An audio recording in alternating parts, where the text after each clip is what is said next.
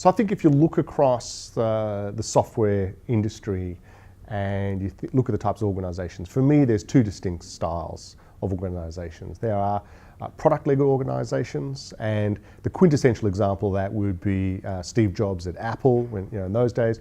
If you look at Amazon today, fantastic example. Facebook's another great example. Google's another great example of that. And on the other side, there's sales-led organisations, and I think the classic example of that today would be the IBMs and the Ciscos of the world, who were once great product companies but are now very much sales-oriented organisations. And the key thing that I believe when you look at those organisations, what sets them apart is in a product-led organisation, the CEO has complete responsibility for the roadmap of the product moving forward. So they think about their organisation in terms of the product, its strategy, its place in the marketplace in the future.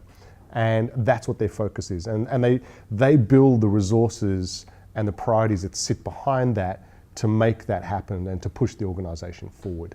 But in a sales organisation, the opposite occurs. The sales organisation thinks purely about how to drive the here and now of sales. And so as a result, the product strategy and the future direction of the organisation is put at risk.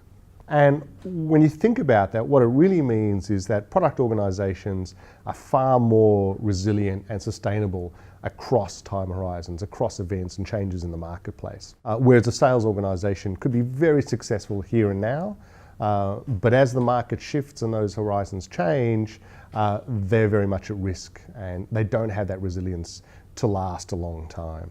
And I think you see that specifically in the BI space. There's a number of vendors that we've seen in the past where this has become very clear, in fact, and two most recently is both Tableau and Click, who've replaced their product CEOs with sales CEOs. And I think without a doubt we'll see an impact of that in the not too distant future as they start to really invest far more in the sales and marketing of an existing product rather than building a product for the future that'll take their organisations forward.